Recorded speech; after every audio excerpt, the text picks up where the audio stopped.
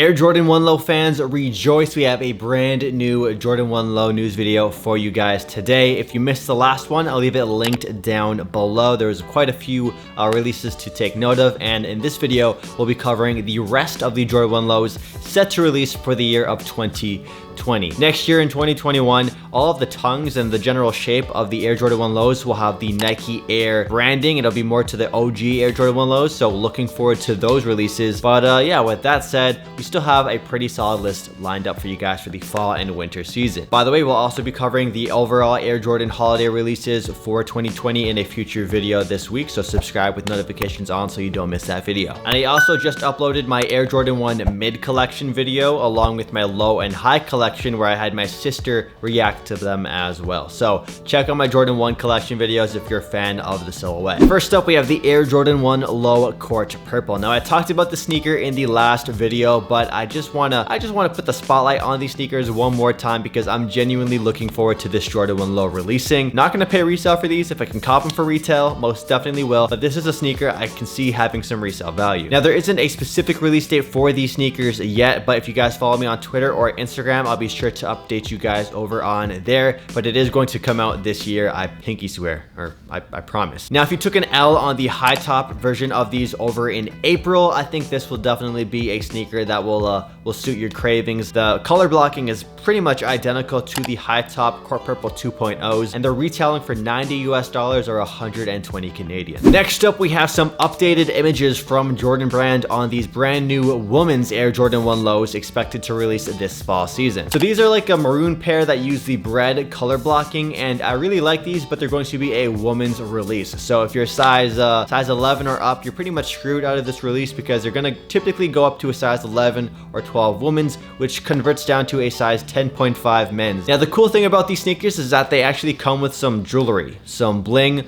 all throughout the tongue. You guys can see these gold little pieces. I doubt they're actual gold or even gold plated, but they look pretty cool. And they also have a cool satin back panel at the very back of the sneaker. I'm a big fan of that as well. These are also a sneaker that don't have a confirmed release date. All we know is it's going to be for fall or the winter season. Price point might be a bit more than the typical $90 US we're used to seeing, because this might be a premium release based off of the extra offerings they're including with the shoe, like the jewelry. So these will probably be $100 US or 130 Canadian. Next up is a Jordan 1 Low I don't really want to cover, but I know there are some people that like green sneakers. So we have this sort of like Celtic inspired Air Jordan 1 Low. RIP the Raptors playoffs hopes this year. But yeah, these look pretty clean. I don't want to compliment these at all. These are going to be dropping for $90 US. No expected release date yet other than fall winter. This is definitely a colorway I would have expected them to drop earlier in the summer season, given it's a predominantly white sneaker. And then next up, we have a like red counterpart, and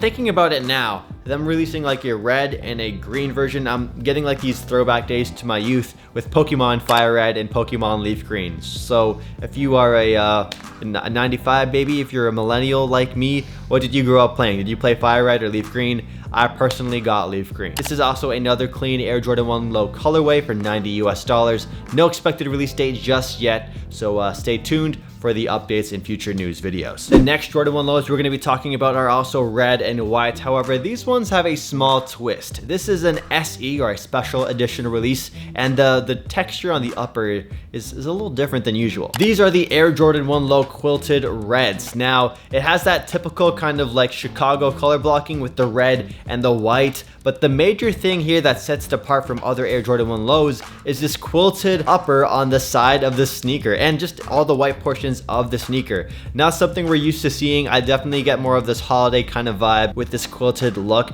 On top of that, that red Nike swoosh that's on top of the quilted white panel on the side is also a sort of like a stitched in or embroidery, like a full embroidered Nike swoosh. We've seen this kind of thing done in the past on some Air Jordan 1 mids, like the ones on screen right now. The Jordan 1 Low Quilted Red has a white Jumpman logo on the tongue. We have the 23 going down the center of the sneaker, along with the white wings logo on the heel. These look dope, but I'm I'm not really feeling this quilted pattern, and I already do have the gym red 1 Lows I bought earlier this year for resale, and I also have the Chicago one, so I really don't need a third Jordan 1 with the same exact color blocking, so it's going to be a pass for me. Now, given that these are a special edition release, I would definitely expect the retail price to be at least $100 US, maybe 110, which would correlate to 130 or 140 Canadian dollars. So small price bump for the premium or premium different material. Now on my second channel, SneakerTalk 365, we reviewed the Air Jordan 1 Mid Camo. I'm a huge fan of these sneakers, and in that video I mentioned I wish they would do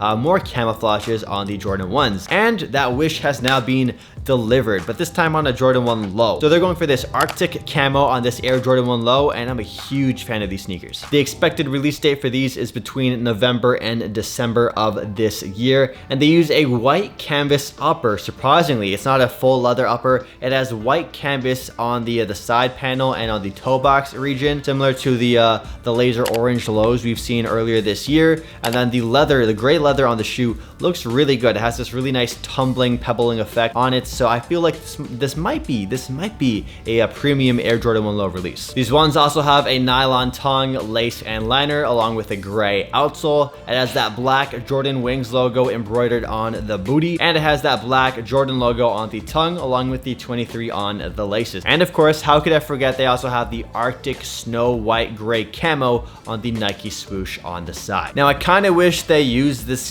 camouflage on more of the sneaker, not just the swoosh, but regardless, it still looks like it's going to be a very clean Air Jordan 1 Low pickup to end the year on. The expected retail price for these is going to be $100 US or 130 Canadian. And this is a sneaker I really don't expect to have too much resale value. So if you do take an L on release, it won't be that bad. Next up, we have the Air Jordan 1 Low Red Orbit. Now these sneakers have apparently released in some European retailers already, but they haven't yet released yet in North America. These sneakers definitely give me that fall winter kind of vibe. The upper of the sneaker features both nubuck and leather on the upper of the shoe. It has black nubuck overlays at the toe, lace stays, and heel. It's also rocking that red Jumpman on the tongue. It also has a black midsole with an icy blue outsole, and it might just be me, but the icy blue looks a little more of like a darker tint than usual, but it might just be because the midsole is black. As for that red orbit pop on the sneaker, you have that Nike swoosh on the side where the perimeter of the swoosh is wrapped around in this red orbit color,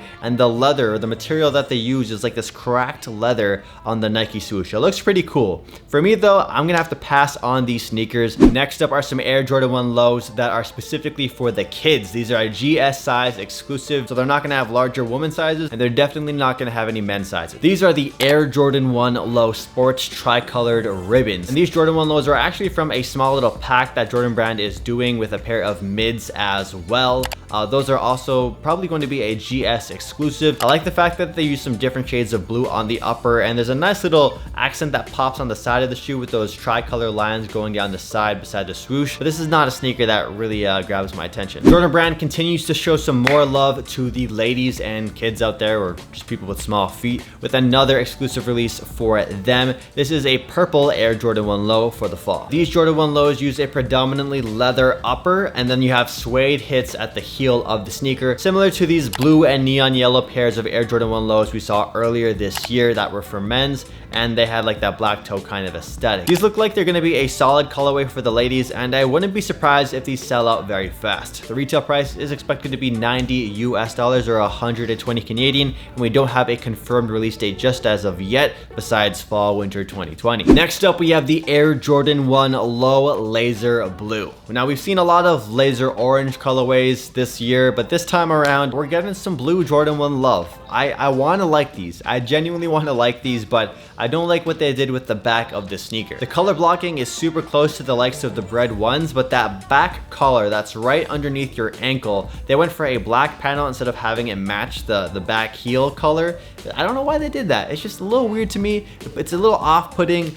So for that reason, that's a pass for me. But this colorway is looking really solid if you are a fan of blue Air Jordans. These will be retailing for $90 US or 120 Canadian, expected to drop in the next few months. And these use a leather upper all throughout the sneaker, so no funky material mixture, no weird canvas, no nubuck, nothing weird. I gotta say, it's a solid offering from Jordan Brand. Moving on to the final pair of Jordan 1 Lows for 2020. These have got to be my absolute favorite, and I'm definitely gonna try and buy these hopefully I won't have to pay resale. I probably won't. I'll probably have self-control to avoid paying resale. These will definitely sell out within the first day, I think, at least. These are the Air Jordan 1 Low Smoke Gray. So if you took an L on the high top light smoke grays, or if you took an L on the mids, which eventually sold out and that now have some pretty solid resale value, these lows look like they're going to be a great alternative, and it's just genuinely a really solid colorway for a Jordan 1 Low. I'm really looking forward to these ones. We don't yet have a specific release date for these yet. It's kind of weird. We can't get these release dates until about a month